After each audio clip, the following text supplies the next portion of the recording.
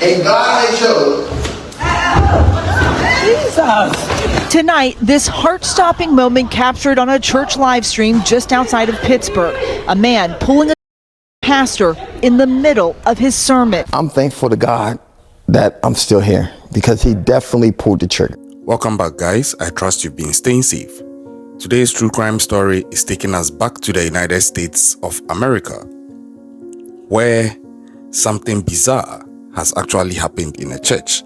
Now, as you saw in the footage just before I came in, imagine that you went to church on a Sunday and your pastor is preaching, and before you know it, a man who seemed like a member of the congregation just got up, walked to the front of the church, and pulled out a gun, aimed it at the pastor, and pulled the trigger.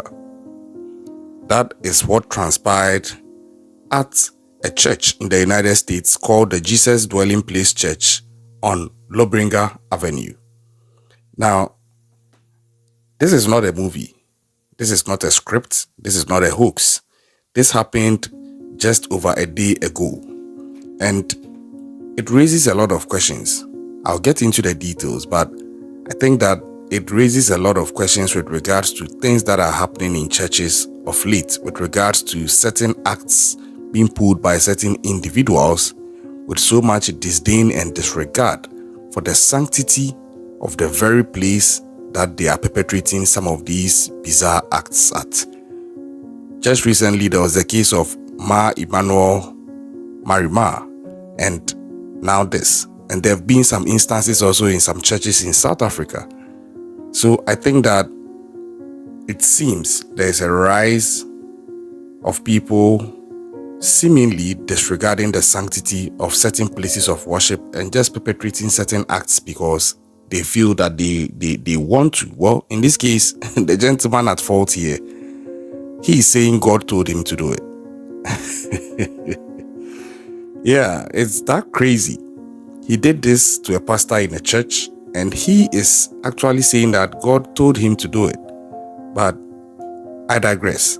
Now let's get into the details, because there's more to it on what happens in the house of this gentleman outside of the church, where it seems that somebody has been unalived. Now let's get into the main issue. So, this issue is some of the things that I would say are really bizarre. And sometimes, in as much as we are humans and we all make mistakes, you would expect that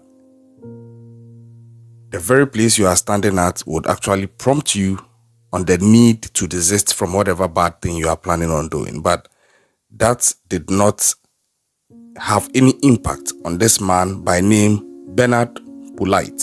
Yeah, he's actually called Polite, so you would expect he would be really polite. But here he was in the video with a gun pointed at the pastor. Now, it's not clear what this pastor had done to him, because investigations are still ongoing. But the pastor at the center of this is a man called Pastor Glenn Germany. Yeah, the names seem to be very unique in this case. The culprit is called Bernard Polite, and the victim is called Pastor Glenn Germany. But I'm not sure he's from Germany. I think it's just a name with a history, of course. So Pastor Glenn Germany was standing in front of his congregation. He was preaching, and all of a sudden, this happened. Now, when Pastor Glenn Germany saw this, he ducked behind his pulpit. And this is where it gets controversial in terms of the realms of the spirit, because there are some people who saw this video and they were like, oh yeah, he's a pastor, so-called man of God. If this is being perpetrated on him, he needs to face it and believe God will save him. He didn't need to hide behind the pulpit. It made him seem weak. And maybe someone would say he didn't even seemingly believe in his God as being able to save him. But I was like, I don't agree to that. Why? These are my reasons. I don't agree to that because the fact that he is a man of God and a pastor does not mean he is immune to a GSW, to the point that he has a brain. And I believe that brain was given to him by the same God he's serving. And that brain is supposed to work to the point that it's able to determine and decode fight or flight situations and make the best decisions depending on what is playing out. And in this case, that brain made one of the best decisions he can make in his life, where he decided that he would have to first seek cover. It is a natural thing anybody will do. When GSWs are flying around, or there is the propensity of a GS being discharged, the first instinct is to find cover. Even the military officers do it.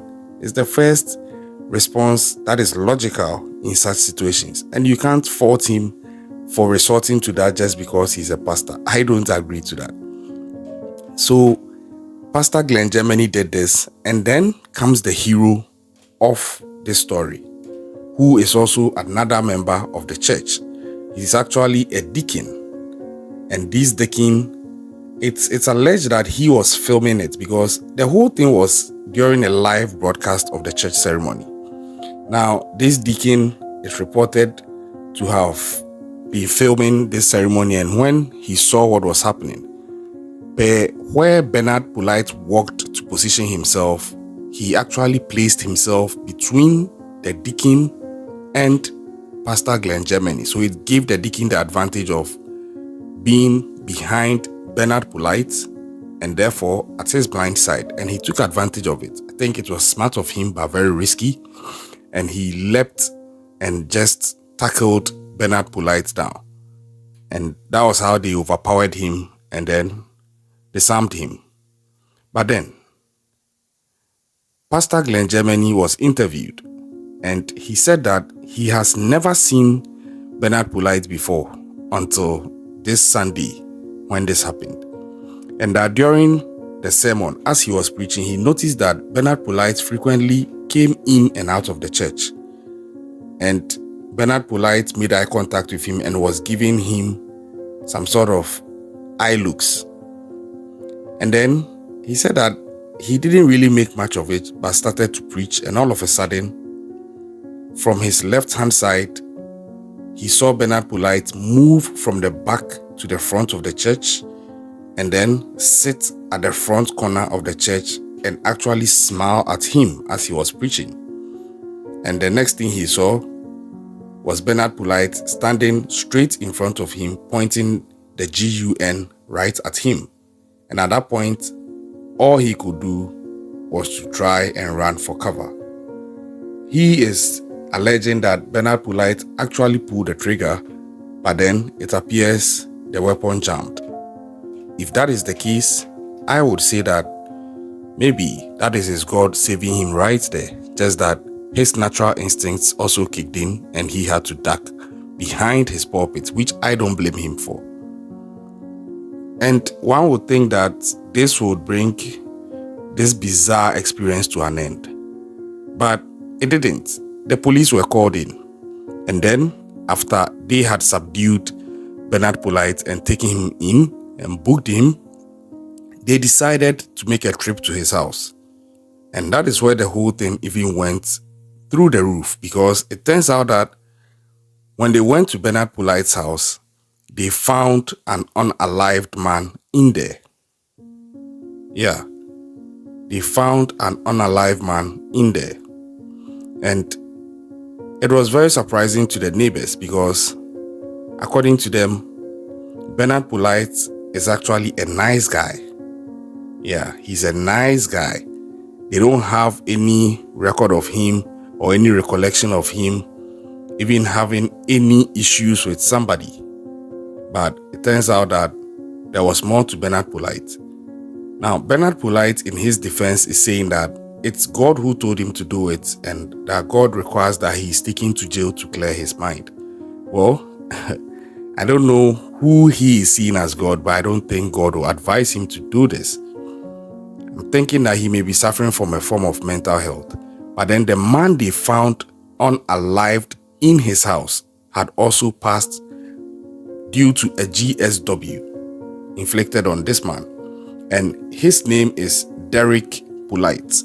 He is 56 years old, and he has been identified as a relative of Bernard Polite. You see where the whole thing is going? So it is not clear yet as to the timeline between when Derek Polite was unalived through to when Bernard Polite actually came to this church and tried to do this to Pastor Glenn Germany.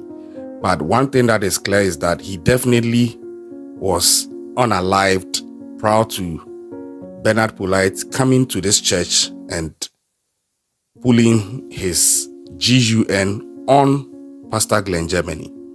As to whether Bernard Polite is responsible for unaliving this relative of his, that is yet to be established. But here are my 2 cents on this case. First of all, my heart goes out to the loved ones of the man who has been lost. And secondly, I tip my hats off to the hero, the deacon who saved Pastor Glenn Germany, or at least who tackled Bernard Polite, because even if the weapon jammed, there's a tendency it could have fired the second time if he had not been tackled. And you see the unity in the church, although members were running, when the deacon tackled Bernard Polite to the floor. You see the organist coming in to help overpower him, and even the pastor himself. Now, Pastor Glenn Germany is saying that he has forgiven Bernard Polite. I am not saying I don't believe it, but I don't know if that is something that is that easy to do, especially looking at the fact that if the weapon had not jammed and the deacon had not tackled him, anything could have happened. But then again, he's a man of God. I'm sure he may be on a different level with these things than most people. But then, back to my 2 cents, I think that it's about time that people start respecting the sanctity of these places. You can't go to a church or a place of worship and try to pull some of these things. But I think investigations probably and expectedly are going to dig into possible reasons or linkages between Bernard Polite and Pastor Glenn Germany, and even the relative of Bernard Polite who has been unalived, because it still doesn't make sense.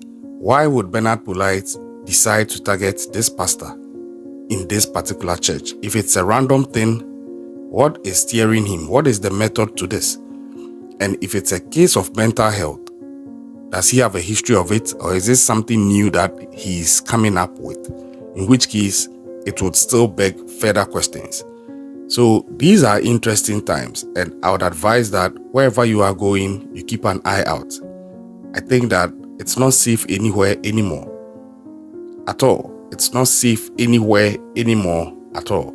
Such that if people can do this in churches, looking at what happened to Mary Emmanuel and what is happening to Pastor Glenn Germany, in addition to other cases I've covered on my channel regarding churches and people perpetrating various bizarre actions on them during live service, including even taking the offertory. I think that we all need to take our safety into our hands. Nothing is as it seems anymore. People are not what they seem anymore, at least most people for that matter. And it behoves of us that wherever you find yourself, you don't relinquish the need to take your security serious to somebody else. Take your security as your personal project. Study the environment, look around. If something is out of the ordinary, ask questions, make a move. Don't just sit there and think that everything is as it seems and everybody is as good as you. There's a saying that the fact that you will not eat the lion does not mean the lion will not eat you. Yeah, some people are like that. Naturally evil or naturally prone to taking certain actions which may have bizarre repercussions on you. So you always need to keep an eye out and stay safe out there, just like I've been advising. Now, let me know what you think about this case in the comment section. Is there something that you think could be a possible cause? Is there something I'm missing? Don't hesitate to let me know. But then, stay safe out there. Keep an eye out. Thanks for watching the video. Watch our other videos. Leave our comments. Subscribe if you are yet to do so. I'll catch you on the next one.